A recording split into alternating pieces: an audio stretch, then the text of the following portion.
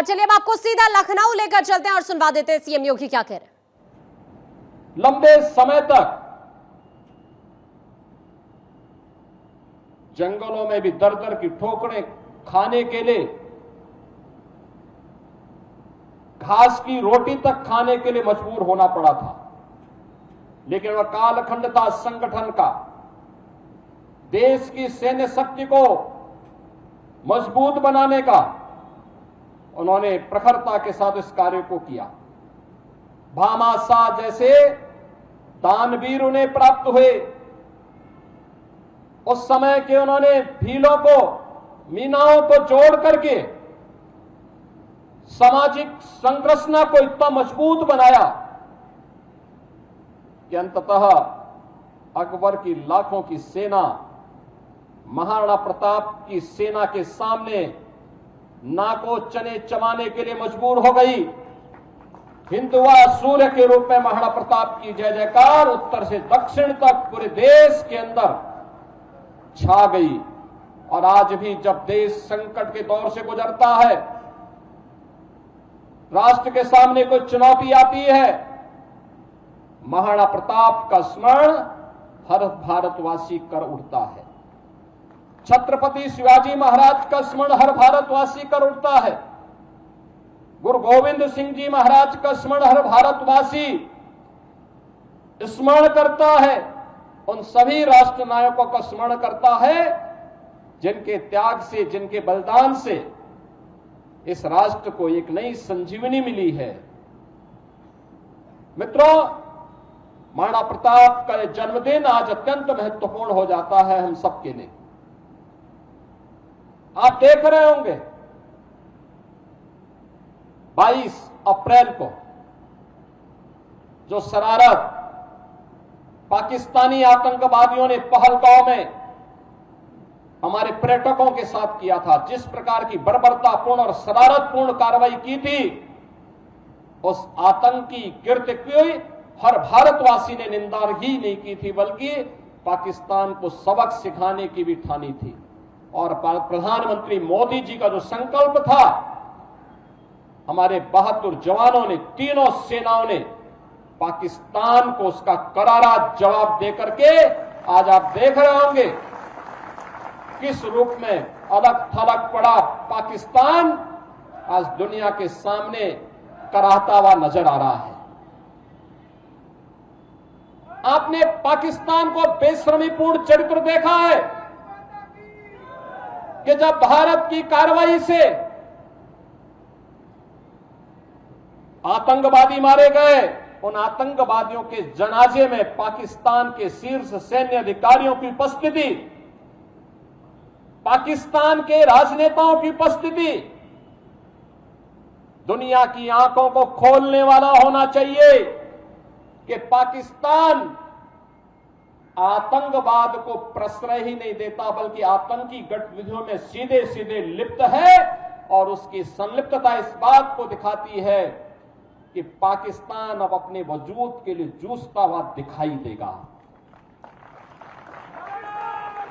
हर भारतवासी का दायित्व बनता है इस समय हम भारत की सेनाओं के मनोबल को बनाए रखने के लिए, देश की सुरक्षा के साथ कोई भी अगर शरारती तत्व किसी प्रकार की शरारत करता है तो पूरी सजगता और सतर्कता के साथ हम सबको भी अपनी सेनाओं के मनोबल को भी बढ़ाना है, सुरक्षा बलों के साथ भी खड़ा होना है।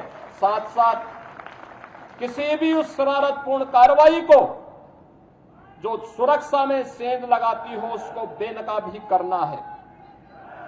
तमाम प्रकार की शरारतें होंगी, सोशल मीडिया के माध्यम से तमाम प्रकार के अफवाह भी फैलाने का प्रयास होगा, लेकिन इन सब की परवाह के बगैर हमें देश से, केंद्रीय नेतृत्व से, आदरणीय प्रधानमंत्री जी की ओर से जो भी जिस भी प्रकार का मार्गदर्शन प्राप्त हो, पूरे देश को एक स्वर में प्रधानमंत्री मोदी जी के नेतृत्व में, उनके यशस्वी मार्गदर्शन में कार्य करना है। भारत हर हाल में विजयी है और विजयी रहेगा, इसमें कोई संदेह नहीं होना चाहिए।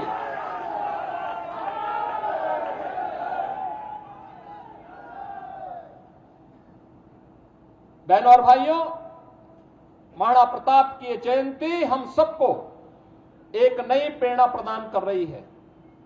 हर भारतवासी इस चुनौतीपूर्ण समय में भारतीय सेना के साथ उनके मनोबल को सैन्य अधिकारियों और पूरी सैनिकों के साथ कदम से कदम मिलाकर के सहयोग करने के लिए तत्पर होगा। इस विश्वास के साथ मैं धन्यवाद दूंगा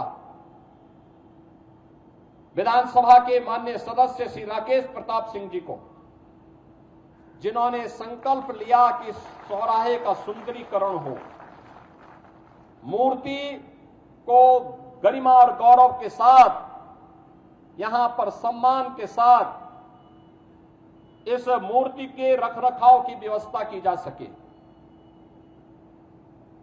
मैं धन्यवाद दूंगा विधान परिषद के माननीय सदस्य श्री मानवेंद्र सिंह जी को, जिन्होंने अपनी निधि से यहां पर इस चौराहे के इस द्वार का निर्माण करवाने में अपना योगदान दिया है।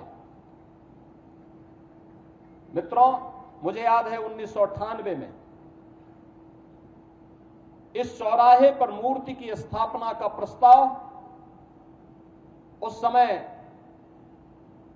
स्वर्गीय बाबूजी कल्याण सिंह जी मुख्यमंत्री थे और तब प्रस्ताव मैंने ही दिया था, मैं सांसद था। 3 मूर्तियां हम लोगों ने बनाई थी उस समय संस्कृति विभाग से महाराणा प्रताप की। एक मूर्ति लखनऊ के चौराहे के लिए, एक गोरखपुर के लिए और एक प्रयागराज के लिए, और तीनों स्थानों पर श्री नरेंद्र कुमार सिंह गौर उस समय संस्कृति मंत्री के रूप में कार्य कर रहे थे। उन्होंने, डॉक्टर गौर जी ने इन तीनों मूर्तियों के लिए सहमति दी। मूर्तियों की स्थापना का कार्यक्रम हुआ। मैं स्वयं भी उस कार्यक्रम में यहां उस समय मौजूद था, जब कल्याण सिंह जी के कर कमलों से इस कार्यक्रम को यहां पे संपन्न कराया गया था। और गोरखपुर में भी भव्य मूर्ति आज के रक्षा मंत्री और उस समय के भारतीय जनता पार्टी के अध्यक्ष माननीय श्री राजनाथ सिंह जी के कर कमलों से हम लोगों ने उस मूर्ति का गोरखपुर में स्थापना का कार्यक्रम संपन्न किया था। और मुझे प्रसन्नता है कि आज सुंदरीकरण के कार्यक्रम के साथ मुझे फिर इस कार्यक्रम के साथ जुड़ने का अवसर प्राप्त हुआ है। इस चौराहे को आगे से हम लोग महाराणा प्रताप चौराहे के रूप में ही जानेंगे। इस विश्वास के साथ मैं एक बार फिर से पूरे प्रदेश